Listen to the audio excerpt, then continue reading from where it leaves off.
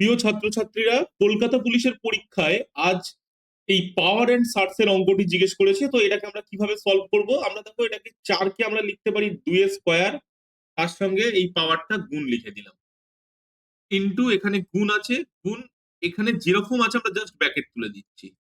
2 এর পাওয়ার 1 এর 3 আছে, ইন্টু 3 এর পাওয়ার এখানে 1 এর 2 আছে। এবারে ভাগ, এইখানটা আমরা কি করলাম, 3 এর স্কোয়ার লিখে তার সঙ্গে এই পাওয়ারটা গুণ লিখলাম। তাহলে দেখো, এই পাওয়ারটা কেটে গিয়ে এখানে 2 পড়ে থাকে।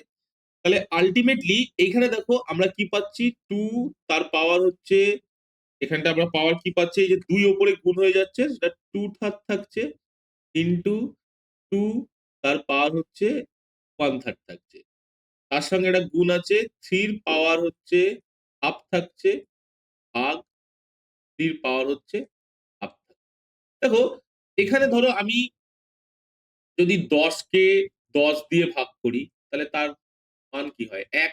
তাহলে এখানে 3 এর পাওয়ার হচ্ছে হাফ, তাকে 3 এর পাওয়ার হাফ দিয়ে ভাগ করছি, তাহলে এইটুকুনির জন্য আমরা 1 পেয়ে যাই, এখানে কিছু দেখার দরকার নেই। আর এইখানে দেখো, 2 এর পাওয়ার এরকম বেস যদি সেম হয় তাহলে পাওয়ারটা যোগ হয়। তাহলে 2 এর পাওয়ার এখানে 2 এর 3, এর সঙ্গে 1 এর 3 যোগ হলো, 2 এর 3 এবং 1 এর 3 যোগ হলে এটা কি হয়ে যায়, 3 এর 3, 3 এর 3 মানে পাওয়ার কি হয়, 1 হয়। অর্থাৎ 2 এর পাওয়ার 1 মানে এখান থেকে আমাদের 2 বেরোচ্ছে, তার সঙ্গে এটা গুণ ছিল, ইন্টু 1, তাহলে এর ভ্যালু আলটিমেটলি 2 হয়ে যায়। এটা অপশন ডি তে আছে।